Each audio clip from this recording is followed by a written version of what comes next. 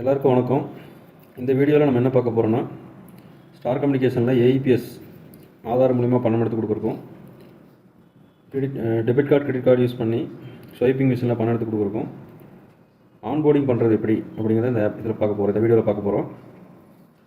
AEPS 1, 2, 3, 4 அப்படின்னு 4 service 4 provider நம்ம விட்ருக்காங்க. 4 ரூட் வழியாக வந்து நம்ம ஏஇபிஎஸ் வந்து பணம் எடுத்து கொடுக்க முடியும். அதில் ஏஇபிஎஸ் 4ல் வந்து பார்த்திங்கன்னா மைக்ரோ ஏடிஎம். ஏஇபிஎஸ் 4ல் மைக்ரோ ஏடிஎம், அதாவது ஏஇபிஎஸ் 4 ஆன்போர்டிங் பண்ணிட்டாலே மைக்ரோ ஏடிஎம், அதாவது debit card credit card use பண்ணி ஸ்வைப்பிங் மிஷின் மூலிமா பணம் எடுத்து கொடுக்கலாம். இதுக்கு ஃபஸ்ட்டில் நீங்கள் என்ன பண்ணியிருக்கணும், இகேஒய்சி பண்ணியிருக்கணும். இகேஒய்சிங்கிறது வந்து already PAN card Aadhaar card கொடுத்து தான் ஐடி கிரியேட் ஆகிருக்கும். ஸோ மேக்ஸிமம் பேர் எல்லாருமே இகேஒய்சி பண்ணி தான் இருக்கும். அடுத்ததாக பார்த்தீங்கன்னா வேலட் டு பேங்க்னு ஒன்று பண்ணியிருக்கணும். வேலட் டு பேங்க் அப்படின்னு என்னென்னு கேட்டால், உங்களோட ஏஇபிஎஸ் மூலிமா எடுக்கிற பணத்தையும் ஸ்வைப்பிங் மிஷினில் டெபிட் கார்டு மூலிமா எடுக்கிற அமௌண்ட்டையும் உங்களோட வேலெட்டில் இருக்கிற அமௌண்ட்டை உங்களுக்கு பேங்க்குக்கு மாற்றிக்கலாம்.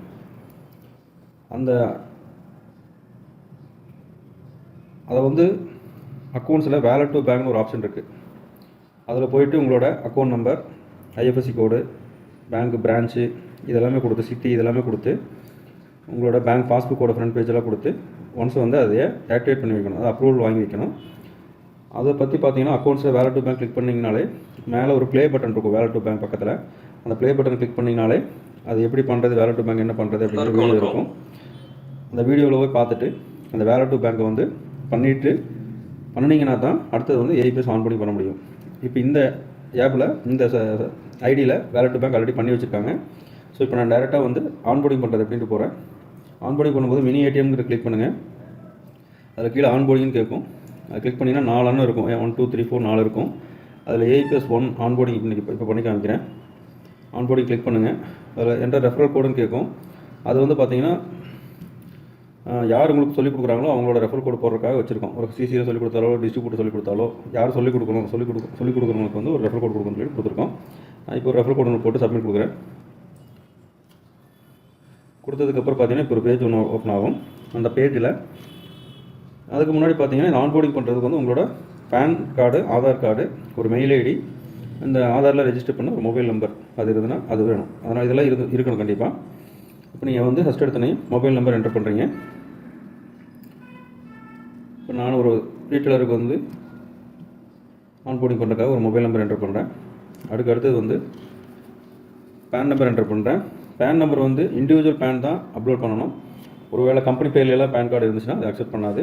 இண்டிவிஜுவல் பேன் மட்டும் தான் அப்லோட் பண்ணணும். இந்த PAN card, Aadhaar card number கொடுக்குறது எல்லாமே வந்து யார் பேரில் கேஒய்சி வேலட் டு பேங்க்லாம் பண்ணியிருக்கீங்களோ அவங்களோட தான் இதில் கொடுக்கணும். வேறு ஒருத்தரோட மாற்றி எல்லாம் கொடுக்க முடியாது. கொடுத்தாலும் அது ஆக்டிவேட் ஆகாது.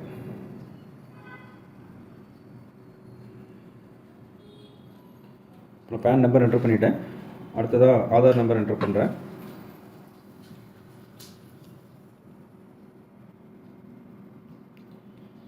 அடுத்தது மெயில் ஐடி கேட்குது. முடிஞ்ச அளவுக்கு வந்து ஆதாருக்கு ஏதாவது மெயில் ஐடி கொடுத்துருந்தீங்கன்னா அந்த மெயில் ஐடி இருந்து கொடுத்தா பரவாயில்ல.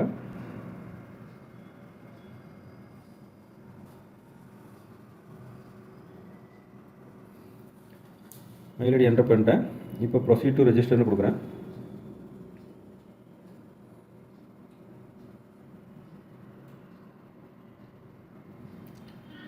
இது பேங்க் சைடு ஆகிற ஒரு ஆன்போர்டிங்கு. இது கொஞ்சம் ஒரு சில செகண்ட்ஸ் எடுத்துகிட்டு தான் வந்து இது அடுத்த ஸ்டெப்புக்கு போகும். லோட் ஆகிட்டுருக்கு.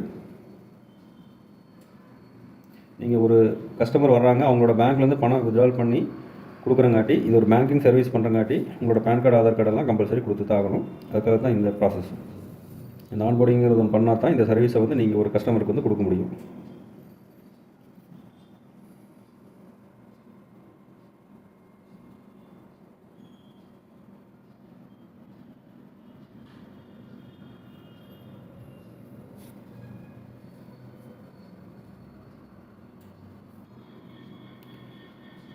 ஓகே, இப்போ வந்து என்டர் ஓடிபி கேட்குது. இப்போ நான் கொடுத்த மொபைல் நம்பருக்கு வந்து ஓடிபி வந்திருக்கும். அந்த ஓடிபி வந்து என்டர் பண்ணணும்.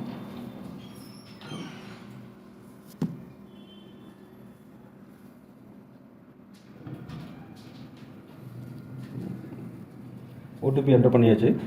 இப்போ வெரிஃபிகேஷன் கொடுக்குறேன்.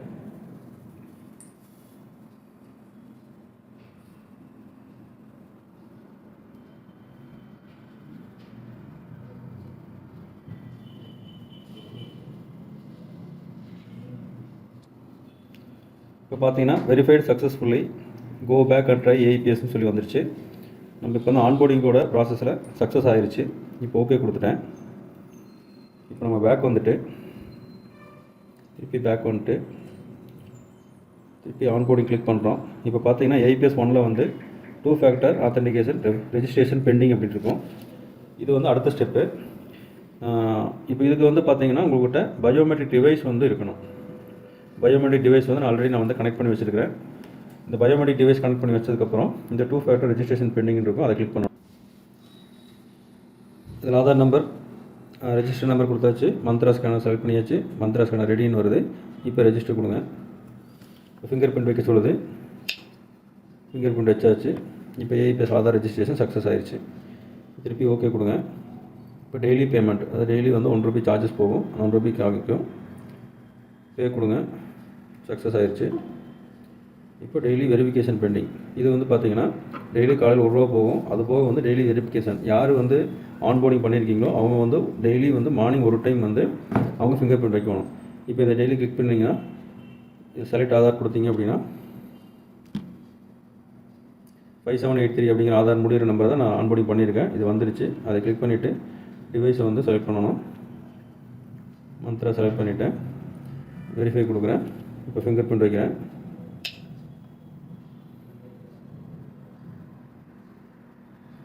வச்ச உடனே ஆதார் டெய்லி வெரிஃபிகேஷன் சக்ஸஸ் அப்படின்னு வந்துருச்சு. இப்போ வந்து பார்த்தீங்கன்னா வெரிஃபைட் ஆயிடுச்சு. இப்போ வந்து ஏஇபிஎஸ் மூலிமா பணம் வித்ட்ரால் பண்ணி கொடுக்க முடியும், எடுத்துக்கலாம். அதுக்கு வந்து பார்த்தீங்கன்னா மேலே வந்து இப்போது செலக்ட் ரூட்டுன்னு இருக்குது, அதில் ஏஇபிஎஸ் 1 செலக்ட் பண்ணிங்க. அடுத்தது பணம் எப்படி வித்ட்ரால் பண்ணுறது அப்படிங்கிறது வந்து பார்த்தீங்கன்னா மேலே பார்த்தீங்கன்னா ப்ளே பட்டன் இருக்குது, அதை கிளிக் பண்ணிங்கன்னா அதில் எப்படி ஏஇபிஎஸ் பணம் எடுத்து கொடுக்குறத வீடியோ எல்லாமே இருக்குது, அதில் பார்த்துட்டு நீங்கள் எடுத்து கொடுத்துக்கலாம்.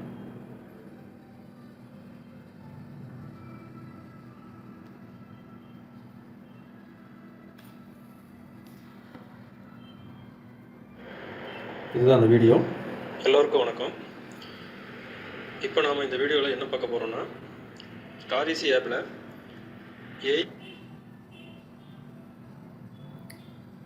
ஓகே. இப்போது இதே மாதிரி பார்த்தீங்கன்னா இப்போ பணம் எடுத்து கொடுக்குறது நீங்கள் இந்த வீடியோவில் போய் பார்த்துக்கலாம். ரெண்டாவது வந்து பார்த்தீங்கன்னா இப்போ நீங்கள் திருப்பி வந்து ஆன்போர்டிங் போய் பார்த்தீங்க அப்படின்னா ஏஇபிஎஸ் 1 வந்து வெரிஃபை ஆயிடுச்சு. இனிமேல் வந்து ஏஇபிஎஸ் 1 வந்து மார்னிங் ஒரு டைம் மட்டும் ₹1 சார்ஜஸ் எடுப்பாங்க. செகண்ட் டைம் டெய்லி வெரிஃபிகேஷன் ஒரு டைம் மட்டும் ஃபிங்கர் பிரிண்ட் வச்சுட்டா அதுக்கப்புறம் கடையில் இருக்கிறவங்க யார் வேணாலும் வந்துட்டு பணம் வித்ட்ரா பண்ணி கொடுக்கலாம். இது வந்து ஏஇபிஎஸ் 1. இதே மாதிரி தான் ஏஇபிஎஸ் 2, 3, 4 எல்லாமே வந்து இண்டிவிஜுவலாக ஒவ்வொன்றும் வந்து ஆன்போர்டிங் பண்ணணும்.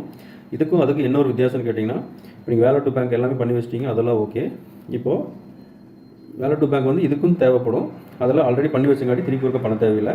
இப்போ திருப்பி ஏஇபிஎஸ் 2, 3, 4 ஆன்போர்டிங் பண்ணிங்கன்னா அதுக்கு என்ன டிஃப்ரெண்ட்டுன்னா, அதில் வந்து பேன் நம்பர் என்டர் பண்ணிங்க, ஆதார் நம்பர் என்டர் பண்ணிங்க, மெயில் ஐடி என்டர் பண்ணிங்க, மொபைல் நம்பர் என்டர் பண்ணிங்க. இதில் வந்து பார்த்தீங்கன்னா எல்லாத்துக்குமே வந்து ஆதார் கார்டு, பேன் கார்டு, இமேஜை வந்து கூட அப்லோட் பண்ணணும். இது அடிஷனலாக ஒன்று வந்து இமேஜ் வந்து அப்லோட் பண்ணணும். அவ்வளோதான். ஏஇபிஎஸ் 2, 3, 4 எல்லாமே ஆக்டிவேட் பண்ணுறதுக்கு. ஏஇபிஎஸ் 4ல் வந்து ஆக்டிவேட் பண்ணிங்கன்னா மைக்ரோ ஏடிஎம் 4ம் வந்து ஆக்டிவேட் ஆகிரும். நீங்கள் debit card, credit card use பண்ணி, ஸ்வைப்பிங் மிஷின் யூஸ் பண்ணி ஸ்டாரில் வாங்கின டிவைஸை வச்சு நீங்கள் பணம் வித்ட்ரா பண்ணி வேணால் கொடுக்கலாம். ஓகே. இதில் வேறு ஏதாவது டவுட் எது இருந்தாலும் கஸ்டமருக்கு கால் பண்ணுங்கள், இன்னும் திருப்பி கிளாரிஃபை பண்ணுவாங்க. இதுலேயே வந்து நான் இந்த ஒரே வீடியோவில் வந்து வேலட் டு பேங்க் பண்ணுறது எப்படின்னு சொல்லிட்டு உள்ளுக்குள்ள ஒரு வீடியோ காமிச்சிருக்கிறேன். ரெண்டாவது இந்த வீடியோவில் ஆன்போர்டிங் பண்ணுறது காமிச்சிருக்கிறேன். மூணாவது வந்து பணம் எப்படி வித்ட்ரால் பண்ணுறதுன்னு சொல்லிட்டு ஏஇபிஎஸ் எப்படி பண்ணுறதுங்கிற வீடியோ அதுக்குள்ளே வச்சிருக்கிறேன்னு சொல்லி காமிச்சிருக்கிறேன். நீங்கள் எல்லா வீடியோவுக்கும் ஒரு டைம் 2 டைம் பார்த்துட்டு தெளிவாக தெரிஞ்சுக்கிட்டு பண்ணுங்கள். வேறு எந்த டவுட் எதுனாலும், வேறு எந்த எரர் எது வந்தாலும் ஒரு ஸ்க்ரீன்ஷாட் எடுத்துகிட்டு கஸ்டமர் கேர் கான்டாக்ட் பண்ணுங்கள். உங்களுக்கு எல்லா இஷ்யூ சால்வ் பண்ணி கொடுக்குறோம். ஓகே. இந்த ஏஇபிஎஸ் ஆன்போர்டிங் பண்ணுறது இவ்வளோ தான். இதில் வேறு ஏதாவது டவுட் எதாவது இருந்தனாலும் நீங்கள் டிஸ்ட்ரிபியூட்டர்கிட்ட கேளுங்க, இல்லை கஸ்டமர் கேர் சப்போர்ட்டில் கேளுங்க. உங்களுக்கு எதனாலும் சொல்லிக் கொடுக்குறோம். இந்த வீடியோ பார்த்து பிஸ்னஸை நல்லா பண்ணணும்னு சொல்லிட்டு கேட்டுக்கிறேன். ரொம்ப நன்றி. வணக்கம்.